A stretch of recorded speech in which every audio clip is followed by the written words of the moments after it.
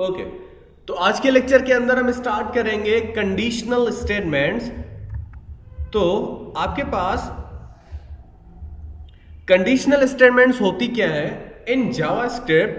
Conditional statements that allow your computer program to make correct decisions and perform right decision या right action.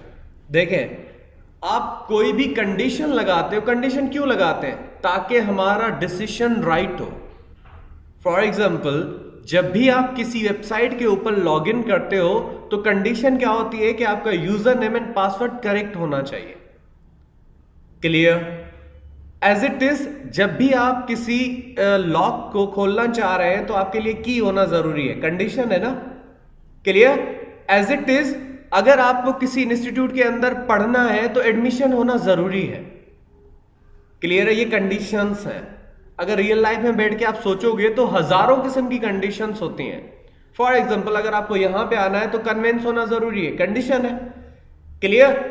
As it is, अगर हम बात करते हैं in programming there is a lot of conditions and which of them JavaScript supports following forms of if else statement.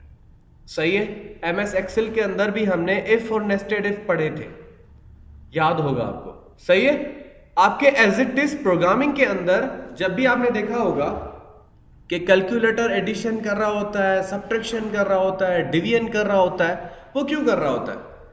उसको हम conditions देते हैं कि अगर ये एडिशन वाला ऑपरेटर हो तो एडिशन करनी है, अगर डिवीजन वाला ऑपरेटर हो तो डिवाइड करना है। समझ में आ रहा है? एज इट इज, अब मार्कशीट्स के अकॉर्डिंग आप देख रहे होते हो आपकी क्या हो रही होती है, चीजें आपकी परफॉर्म हो रही होती हैं। जैसे हमने एमएस एक्सेल के अंदर by using if statement we have found a grade of marksheet। हमने ट्राई किया था ना कि हम ग्रेड मालूम कर रहे थे आपकी मार्क्स के अकॉर्डिंग एक मार्कशीट का। क्लियर है? एज इट इज, हम क्या करेंगे, अपनी इस प्रोग्रामिंग लैंग्वेज के अंदर बहुत सारी चीजें अकॉर्डिंग टू कंडीशन सेट कर सकते हैं। फॉर एग्जाम्पल, अब इसके अंदर आपको जो यहां पे शो हो रही है कि इफ स्टेटमेंट, जिसको हम सिंगल इफ स्टेटमेंट कहते हैं। क्या कहते हैं? Single if statement. दूसरी होती है डबल, या आप ऐसा कह लो इफ एल्स स्टेटमेंट। तीसरी होती है इफ एल्स इफ स्टेटमेंट। अब इन तीनों में डिफरेंस क्या है, इन तीनों के यूजेजेस क्या है, इनके हर एक पर्पस को समझते हैं। Clear? So now we have to come over here. The if statement is the fundamental control statement that allows JavaScript to make decisions। सही है? आपकी क्या है, एक फंडामेंटल कंट्रोल स्टेटमेंट्स है, यानी कि आपका आउटपुट जो आता है। स्टेटमेंट किसको कहते हैं? आप अगर ड्रीमवेयर में आए तो अगर मैं यहां पे आके देखें डॉक्यूमेंट डॉट राइट, इसके अंदर में अगर कोई भी चीज आउटपुट में शो करवाना चाहता हूं, सही है, शो स्टेटमेंट। अब एक्चुअली डॉक्यूमेंट डॉट राइट के अंदर आप जो भी लिखते हो वो एक आपकी स्टेटमेंट कहलाती है। क्या कहलाती है? स्टेटमेंट। यहां हम अलर्ट करते हैं जो भी आप चीज यूजर को डिस्प्ले करवाना चाह रहे हैं वो स्टेटमेंट है। या यूजर से कोई भी चीज हम ले रहे हैं, यूजर से इनपुट लेते हैं ना हम, सही है, वो भी क्या है, एक स्टेटमेंट है। क्लियर है? There are two types of statement. एक होती है कि हम यूजर को कोई ना कोई चीज शो कर रहे होते हैं, डिस्प्ले कर रहे होते हैं, जैसे अलर्ट है, डॉक्यूमेंट डॉट राइट है। एक ऐसी चीजें होती हैं जो हम यूजर से ले रहे होते हैं इनपुट के अकॉर्डिंग। सही? तो ये सारी चीजें क्या है, आपकी स्टेटमेंट्स है। अब ये स्टेटमेंट अगर मैं डायरेक्ट ऐसे लिखता हूं तो एज इट इज आउटपुट में आ जाएंगी। जैसे आपने सीक्वेंशियल, कंडीशनल और आइटरेशनल फ्लो पढ़े थे, याद है? 3 किस्म के आपके कोडिंग के आउटपुट के अकॉर्डिंग फ्लोज होते हैं। सही है? अगर फॉर एग्जांपल मैं इसी को ऐसे लिखता हूं, शो स्टेटमेंट, ये आपकी 1 है, ये आपकी 2 है, ये आपकी 3 है, ये आपकी 4 है, ये आपकी 5 है। मैं इसको सेव करता हूं, एग्जीक्यूट करता हूं, तो देखिए जैसे आप लिखोगे पहली स्टेटमेंट पहले प्रिंट होगी, दूसरी उसके बाद, तीसरी उसके बाद। अगर मैं यहां पे आके ब्रेक लगा दूं ताकि आपको आइडिया क्लियर हो जाए कि हो क्या रहा है। क्लियर? कॉपी करते हैं इसको, सारे स्टेटमेंट्स के एंड के अंदर रख देते हैं।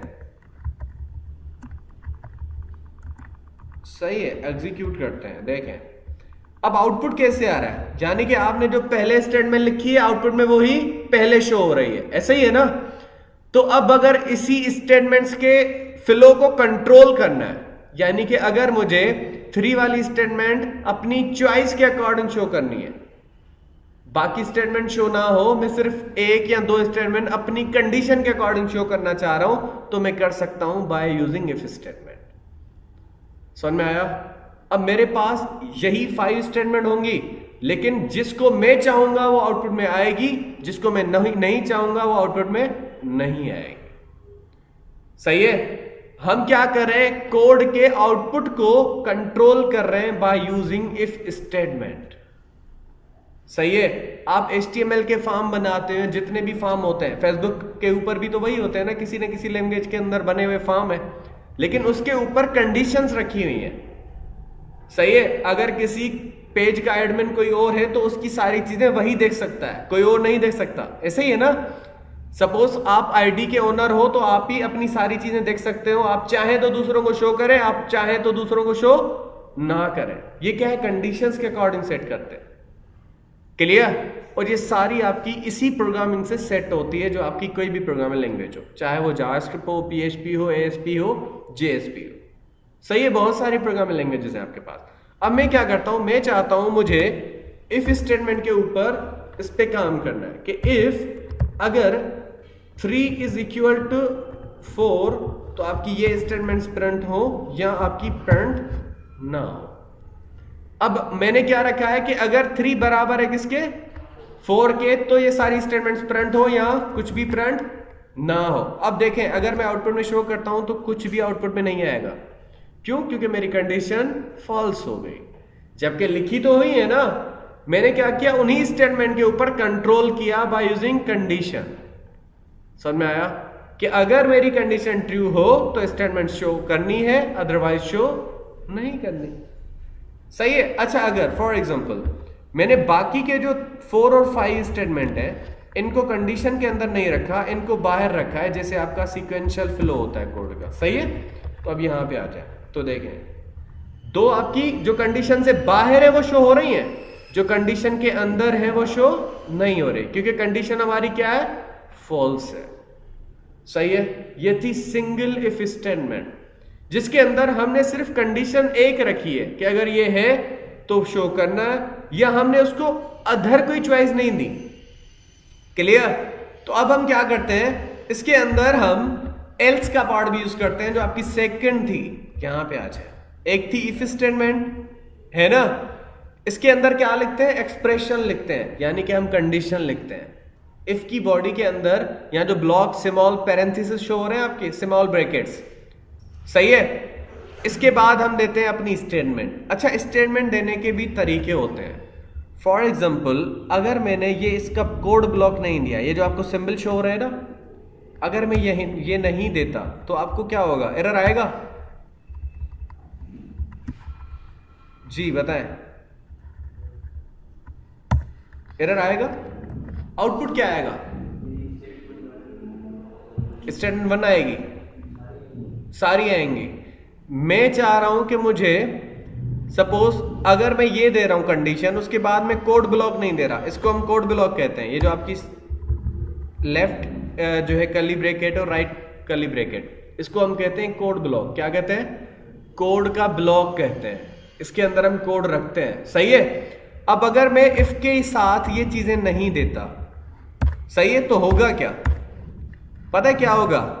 अब इसकी इफ की कंडीशन तो ट्रू नहीं है ना? अगर ये कंडीशन ट्रू नहीं है तो आपकी कौन सी स्टेटमेंट प्रिंट होगी, कौन सी नहीं होगी, क्योंकि अब हमने कोड ब्लॉक नहीं दिया। सही है? अगर मैं अभी इसको रन करता हूं तो फर्स्ट स्टेटमेंट नहीं चलेगी, बाकी सारी चल जाएंगी। पता है क्यों? क्योंकि अगर आप कोड ब्लॉक नहीं देते तो होता यह है कि वो पहली स्टेटमेंट को अपनी इफ का हिस्सा समझती है, पहली स्टेटमेंट को इस इफ का पार्ट समझती है, बाकी को अपना हिस्सा या अपनी, ऐसा समझ लो कि उसके बाद उसकी एक्सेस खत्म हो जाती है। अगर हम कोड ब्लॉक देते हैं तो सारी स्टेटमेंट जो भी कोड ब्लॉक के अंदर रखोगे वो इसी की बॉडी की है। सही है? इफ की बॉडी समझ लो वो कोड ब्लॉक। अगर हम नहीं देते तो इसकी पहली स्टेटमेंट इसकी अपनी कहलाएगी, बाकी कोई स्टेटमेंट इसकी अपनी नहीं होगी, वो सीक्वेंशियल फ्लो जो होता है आउटपुट का वो वैसे ही शो हो जाएगा। समझ में आया? हाँ, मल्टीपल लाइन अगर आपको चाहिए तो फिर कोड ब्लॉक लगा दो। सही है, समझ में आया? अब अगर हम बात करते हैं एल्स की, अब फॉर एग्जांपल मैंने चाहा अगर इफ ट्रू नहीं होती तो एल्स हो। जैसे आपके पास यूजर नेम और पासवर्ड सही नहीं होता तो फिर आपको एक फेसबुक मैसेज तो शो करवाता है ना कि इस वजह से आपका लॉगिन नहीं हो रहा, चाहे वो आपका यूजर नेम गलत हो चाहे आपका पासवर्ड गलत हो। समझ में आया? सही। तो हम क्या करते हैं, फॉर एग्जांपल एल्स के अंदर एक मैसेज प्रिंट करवा देते हैं, सिंपल सा एक मैसेज। मैं ऐसा करता हूं, यहां पे आके लिख देता हूं प्लीज, या आप ऐसा लिख दो कि this is else part for the sake of else. Execute करते हैं तो देखें अब सिर्फ एल्स चलेगा, इफ नहीं चलेगा। क्यों? क्योंकि इफ कंडीशन की कंडीशन या एक्सप्रेशन ट्रू फॉल्स ही है। सही है, ट्रू नहीं हुई। क्लियर है? अब अगर हम बात करते हैं कि एल्स चल रहा है, यहां पे देखें दो चॉइसेस हैं। अगर इफ नहीं हुई तो उसका अल्टरनेटिव कौन सा है? एल्स है। समझ में आ रहा है? अब यहां पे दो चॉइसेस हैं, टू चॉइसेस। अगर इफ नहीं हुई कंडीशन ट्रू तो आपकी एल्स चलेगी। क्लियर है? समझ में आया सबको? अब इसके बाद है इफ एल्स इफ। इसके बाद क्या है? If else if. अब मैं चाहता हूं कि अगर मेरी पहली कंडीशन ट्रू नहीं होती तो दूसरी उसकी अल्टरनेटिव ना चले, फिर से चेक करे उसको। क्या करे? फिर से उसको चेक करे, डायरेक्ट प्रिंट ना करे। अब है मल्टीपल चॉइसेस। अब क्या है? Multiple choices. पहले क्या था? एक पहली कंडीशन ट्रू नहीं हुई तो आपकी सेकंड प्रिंट कर ले। फॉर एग्जांपल आप शॉप पे जाते हो, आपने शॉप पे जाके आपको जो लेनी थी वो आपको डॉलर पेन लेनी थी। कौन सी? डॉलर पेन लेनी थी। सही, आप गए, आपने जाके पहली फुर्सत में पूछा कि भाई आपके पास डॉलर पेन है या नहीं है। अगर वो कहता है तो आप ले लोगे उससे, कंडीशन ट्रू हो गई आपकी जो आप सोच के गए थे। हाँ, अगर आपकी कंडीशन यानी कि उसके पास डॉलर पेन नहीं है तो आप क्या करोगे? वापस घर लौट आओगे। अगर आप चाहते हो कि नहीं मुझे डॉलर नहीं मिली तो मैं सिग्नेचर पेन ले लूंगा। समझ में आया? तो फिर क्या करोगे? पहली फुर्सत में पूछोगे कि आपके पास डॉलर है, वो कहेगा नहीं, तो आप क्या करोगे? फिर से पूछोगे कि भाई भला सिग्नेचर है तो वो ही दे दो। फॉर एग्जाम्पल सिग्नेचर भी नहीं है तो आप क्या कहोगे? मुझे ये वाली पेन दे दो, दूसरी। Multiple choices. समझ में आया? एज इट इज जैसे आप ग्रेड मालूम करते थे मार्कशीट का, है ना? अगर 80% है तो A1 बने, अगर 80 नहीं है तो 60 बनेगा तो B बना दो, अगर 50 बनेगा तो C बना दो, अगर 40 बनेगा तो D ग्रेड बना लो। मल्टीपल चॉइसेस थी। समझ में आ रहा है? एज इट इज उसी पर्पस के लिए हम यूज करते हैं इफ एल्स इफ। क्या यूज करते हैं? इफ एल्स इफ यूज करते हैं। समझ में आया? क्लियर है? ऐसा करते हैं। अब देखें, मैं इफ के अंदर सपोज दे रहा हूं कि क्या 3 बराबर है 4 के, तो कंडीशन क्या हो गई? फॉल्स। अब मैं यहां पे आके एल्स इफ लिखूंगा, एल्स फिर इफ, यानी कि फिर से हम चेक करेंगे, डायरेक्ट एल्स को प्रिंट नहीं करवाएंगे। समझ में आया? क्लियर? अब मैं यहां पे आके फिर से पूछ रहा हूं कि क्या 5 बराबर है 6 के? सही है, यानी कि मैं ऑटोमेटिक खुद ही दे रहा हूं कि ये भी कंडीशन फॉल्स है, तो मैं फिर से चेक कर सकता हूं, यहां पे फिर से एल्स इफ कर सकता हूं। सही है? और मैं यहां से फिर से पूछ रहा हूं कि क्या आपकी 2 बराबर है 2 के, तो ये कंडीशन क्या हो गई? ट्रू हो गई। सही है? तो हम क्या करेंगे? यहां पे आके कुछ और प्रिंट करवा देंगे। ठीक है, मैं लिख देता हूं कंडीशन 3 है, ये कंडीशन हमारी 2 है ना, तो हम इसका नाम रख देते हैं कंडीशन 2 है, कंडीशन 2 इज हेयर। सही। अच्छा, अब फॉर एग्जांपल आप गए शॉप पे, आपने डॉलर पेन मांगी, डॉलर नहीं मिली, सिग्नेचर मांगी, सिग्नेचर नहीं मिली, आपने कोई तीसरी पेन मांगी, वो भी नहीं मिली, तो एल्स पार्ट क्या होगा? बिल्कुल लास्ट पार्ट क्या होगा? घर लौटना है। सही है? बिल्कुल लास्ट पार्ट क्या है कि हमें घर लौटना है। फॉर एग्जांपल तो आप यहां पे भी एक बिल्कुल लास्ट पार्ट दे सकते हो कि अगर सारी कंडीशंस ट्रू नहीं होती तो लास्ट में हम शो करवा देंगे कि आपका क्या हुआ? Go to home. Clear? As it is अगर हम बात करते हैं ग्रेड की, अगर उसकी परसेंटेज 40 तक भी नहीं आई, 80 है तो A1 आ जाए, 60 है तो सपोज A आ जाए, सही, अगर 50 है तो B आ जाए, ऐसे आपकी जो चॉइसेस है। अगर वो पास ही नहीं हुआ तो हम क्या शो करवा देते हैं कि यू आर फेल। ऐसे ही है ना, बिल्कुल लास्ट में। तो एज इट इज यहां पे हम बिल्कुल लास्ट में क्या शो करवा देंगे, एल्स पार्ट। क्या शो करवा देंगे, एल्स पार्ट, कि अगर तीनों कंडीशंस ट्रू नहीं होती तो हमारी एल्स चलेगी। क्या चलेगी, एल्स। डॉक्यूमेंट डॉट राइट, इसके अंदर हम कर देते हैं एल्स पार्ट एग्जीक्यूटेड। ठीक है, and we have to execute. अब आप मुझे बताएं, पहली कंडीशन ट्रू नहीं हुई क्योंकि 3 बराबर नहीं है 4 के। अच्छा, दूसरी कंडीशन, क्या 5 बराबर है 6 के, वो भी फेल, आपकी क्या हो गई, फॉल्स हो गई। अब तीसरी कंडीशन आपकी ट्रू हो गई। अब यहां पे अगर फॉर एग्जांपल अभी तो चले आपकी 2 जो आपकी है कंडीशन 3, जहां पे 2 बराबर है 2 के, वो आपकी एग्जीक्यूट हो गई। तो अब आपकी एल्स पार्ट एग्जीक्यूट नहीं होगा। ऐसे ही है ना, एल्स पार्ट एग्जीक्यूट नहीं होगा। अब अगर मैं बात करता हूं कि अगर फॉर एग्जांपल आपकी पहली कंडीशन ट्रू हो जाती है तो क्या ये बाद वालों को चेक करेगा? फॉर एग्जांपल बाद में भले ट्रू ही हो, सही है, बाद में भले ट्रू ही हो। देखें यहां पे 2 बराबर है ना 2 के, कंडीशन ट्रू है, लेकिन मैं ऐसा करता हूं यहां पे इसको बता देता हूं कि भाई 4 बराबर है 4 के, तो पहली कंडीशन क्या हो गई, ट्रू हो गई। तो जैसे इसको पहली कंडीशन ट्रू मिल गई तो बाकी को चेक भी नहीं करेगा, बाकी को चेक भी नहीं करेगा। फॉर एग्जांपल आप शॉप पे गए भाई, अगर आपको पहली फुर्सत में डॉलर पेन मिल गई तो आप बाकी का पूछोगे नहीं ना, आपकी फर्स्ट प्रायोरिटी आपको मिल चुकी तो आप बाकी का पूछोगे ही नहीं। समझ में आया? एज इट इज अगर आपने A1 उठा लिया तो आप क्यों कंपेयर करोगे कि आपको B ग्रेड बनता है या C बनता है या D बनता है या फेल बनता है, नहीं ना, आपको बस A1 मिल गया, बात खत्म। एज इट इज अगर यहां पे पहली कंडीशन ट्रू हो गई तो बाकी को वो चेक भी नहीं करेगा। मैं यहां पे आता हूं, एग्जीक्यूट करता हूं, तो देखें पहली कंडीशन के अंदर हमने इतनी स्टेटमेंट लिखी है जो आपके एग्जीक्यूट हो गई। क्लियर? अब अगर फॉर एग्जांपल इसकी 1000 आपकी स्टेटमेंट्स हैं और आपकी 999 क्या हो जाती है, गलत हो जाती है, तो तब तक चेक करता रहेगा जब तक इसको ट्रू नहीं मिलती। ये भी याद रहे। अब अगर फॉर एग्जांपल 100 स्टेटमेंट्स हैं, इसके पहले वाले 50 फॉल्स हैं, इसको 51 के बाद जो स्टेटमेंट पहली मिलती है वो ट्रू है, तो उसको एग्जीक्यूट करेगा, बाकी को भी चेक नहीं करेगा।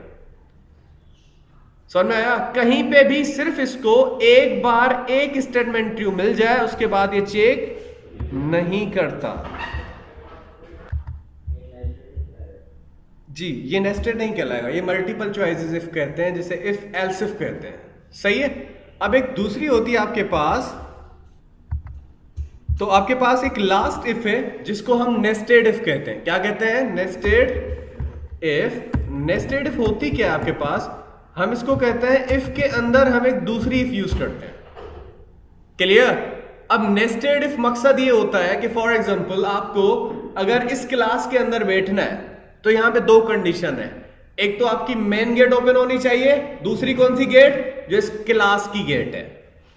क्लियर? यानी कि आपके 2 कंडीशन है और एक कंडीशन के अंदर फिर से दूसरी कंडीशन है। समझ में आ रहा है? As it is for example आपको एंट्री टेस्ट देना है मेरा यूनिवर्सिटी का, पहली कंडीशन क्या है कि आपका इंटर पास होना चाहिए, सही। दूसरी कंडीशन क्या है कि आपको एंट्री टेस्ट के अंदर कुछ अच्छे नंबर लाने हैं, यहाँ पे पासिंग नंबर लाने हैं जो आपकी मेरिट हो जाए, तो फिर आप वहां पे पढ़ सकते हो, अदरवाइज नहीं पढ़ सकते। क्लियर है? ओके, अब यहां पे आके हम क्या करते हैं कि नेस्टेड इफ की बात करते हैं। तो नेस्टेड इफ के अंदर आप क्या करते हो कि यहां पे आके मैं इसको जो है डाल देता हूं और यहां पे आ जाए। अब मैं क्या करता हूं कि इफ 2 इज इक्वल टू 2, तो आपको क्या करेगा, यहां पे एक स्टेटमेंट प्रिंट करके दिखा दे। Clear? For example document dot write, ठीक है, और मैं यहां पे आके शो कर देता हूं कि फर्स्ट कंडीशन है कौन सी,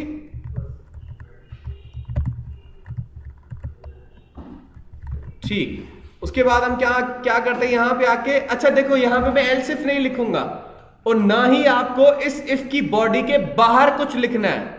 हम इसी इफ को विदाउट क्लोजिंग इसी के अंदर फिर से इफ बनाएंगे। हम पहले क्या करते थे, हम पहले इफ को क्लोज करते थे फिर एल्स इफ स्टार्ट करते थे, ऐसे ही था ना। लेकिन यहां पे क्या होगा, इसी इफ के अंदर इफ बनेगी। हम इसको नेस्टेड इफ कहते हैं ना, तो इसका मकसद ये है कि इफ के अंदर इफ बनेगी। क्लियर। और फिर से आके मैं यहां पे दूसरी कंडीशन दे रहा हूं और यहां पे ये लिख रहा हूं कि क्या 3 बराबर है 5 के, तो यहां पे ये तो कंडीशन हो जाएगी फॉल्स, सही। और इसको करते हैं एंड इनर इफ और इसको कहते हैं एंड आउटर इफ। क्लियर है। ये इफ आपकी यहां वाली है, ये वाली। क्लियर। अब यहां पे देखें कंडीशन क्या है, अगर आपकी पहली कंडीशन ट्रू हो गई तो ये वाली स्टेटमेंट आपकी प्रिंट हो जाएगी, सही है।